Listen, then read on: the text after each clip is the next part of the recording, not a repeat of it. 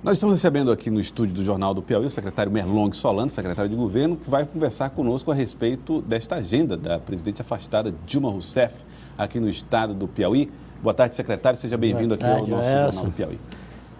Boa tarde. E a Indira hoje que está ali, né? Está ali na substituição de Eli Lopes. Boa tarde. Ela é a Eli Lopes em exercício. Assim como a presidente Dilma Rousseff foi temporariamente afastada ou afastada definitivamente, o processo dirá, Eli Lopes aí está de férias e Indira Gomes está no lugar dela. Agora, a pergunta feita pela oposição, é oportuno uma visita de Dilma Rousseff nesse momento tão delicado ao estado do Piauí? Muito oportuno, muito. Eu acho que, aliás, lamentável ver um parlamentar eleito pelo voto democrático da população de Teresina dizer que é lamentável a presidente Dilma ir pelo Brasil realizar eventos públicos, pacíficos, utilizando as prerrogativas da democracia brasileira. Será que ele esperava que ela ficasse quietinha, esperando ser levada para o matadouro sem... Então, então muito... você entende que é uma reação dela a esse... É uma reação, sim. A presidente Dilma foi eleita legitimamente... É a presidente esperneando. Pois é. Foi eleita legitimamente. A oposição que perdeu a eleição jamais aceitou o resultado, começou a tramar o golpe logo em seguida à apuração, entrando no Tribunal Superior Eleitoral pedindo a revisão da contagem. A partir daí, entrando com outros instrumentos, como o instrumento do impeachment, alegando essa questão das pedaladas, que já está público e notório que não há um crime de responsabilidade da presidente. Esse tipo de procedimento administrativo de recorrer a certos adiantamentos por parte de bancos públicos para financiar programas públicos, como Minha Casa Minha Vida, o Bolsa Família, enfim, o Seguro Safra, o Garantia Safra. Isso tudo foi praticado por governos anteriores, não é? Há diversos desses atos que foram praticados nos momentos em que o próprio vice estava no exercício da presidência, quando a Dilma estava viajando. Então, a presidente está indo ao Brasil alertar os brasileiros que o que está em jogo é a quebra da democracia brasileira, o que é uma coisa muito grave, Joelson. Se a Constituição do país ela é desrespeitada no princípio básico, como a prerrogativa do povo eleger seus governantes, que outro contrato tem estabilidade?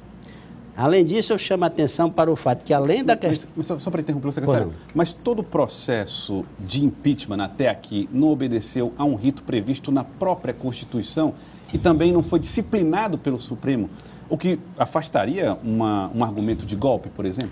Pois é, a questão é um tanto complicada. Na forma, na aparência, tudo parece que está transcorrendo de acordo com a legislação, não é? Direito de defesa, o Supremo se manifesta, a Câmara vai lá e fala, depois agora o Senado Federal está com a responsabilidade de dar a decisão final. Mas quando você olha o conteúdo e verifica que é a presidente que não cometeu nenhum ato de corrupção, que não aparece em nenhuma denúncia premiada, né? Nenhuma tal das delações... O nome é premiada, não é isso? As delações premiadas, que não aparece em nenhum caso de delação premiada. Que em função de uma prática que era usual no nosso país, ter um mandato presidencial cassado, quer dizer, aí há uma quebra. Alguns admitiram publicamente, não é?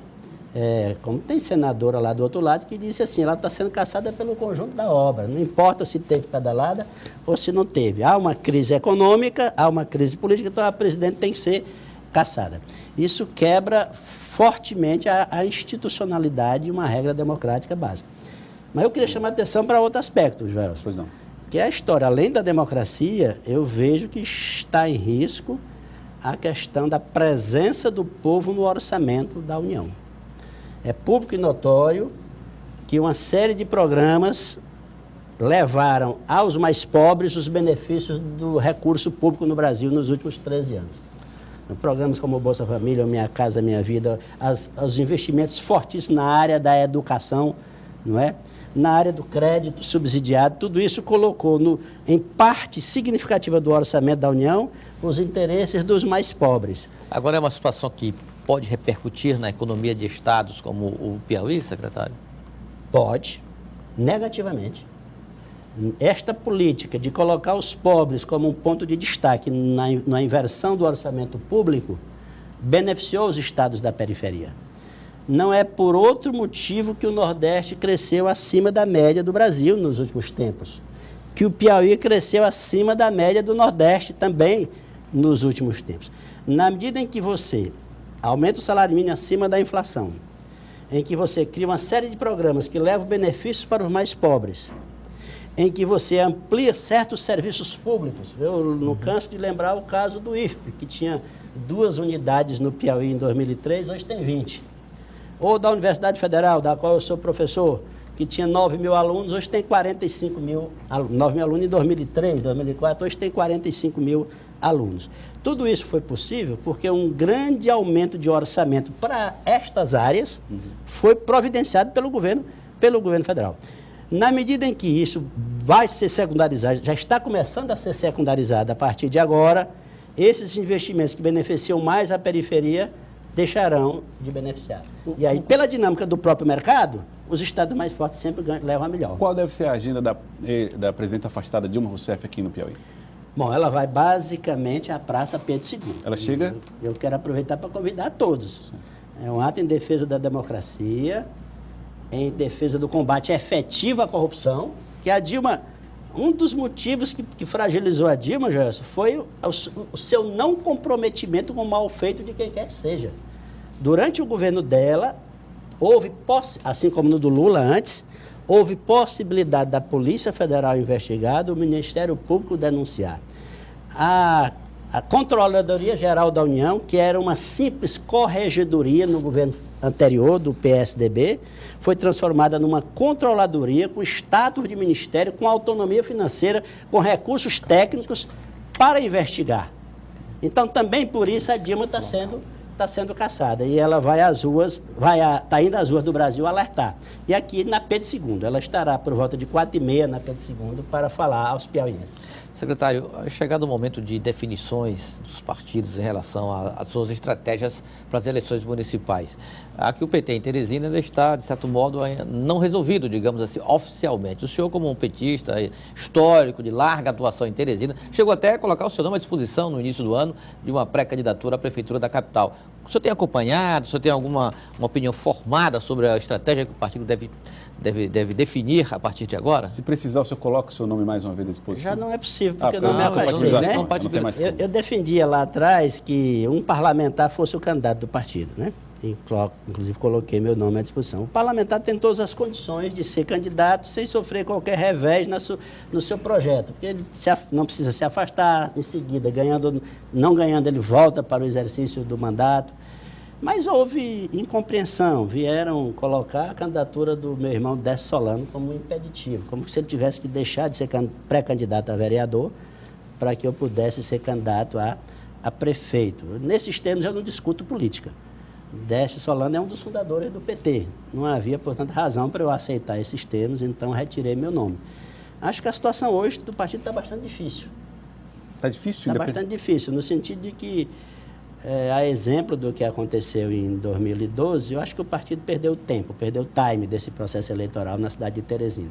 Você vê que em 2012 o partido se engalfinhou numa discussão pública de diferenças, se a deputada Regiane podia ou não podia ser candidata, e isso fragilizou tanto o partido que foi preciso o governador Wellington Dias ser candidato no final, o que provocou um segundo turno, inclusive, na eleição. Mas agora não vejo espaço para esse tipo de solução. Qual seria a solução, então, possível? Sei lá, talvez no momento é uma aliança, não é? Em torno do doutor Pessoa ou do jornalista Amadeu Campos. Do doutor Pessoa é considerada? Pois é, a tendência maior em torno do Amadeu. Acho que ainda há a possibilidade de algum nome de última hora ser lançado, por exemplo, uma Regina Souza ou outra pessoa do próprio partido, como tem alguns se colocando à disposição. Edivaldo. Exatamente. É o que se ouve nos bastidores, Joelson, exatamente. Confirma aí a informação, agora tornada pública pelo secretário Merlong.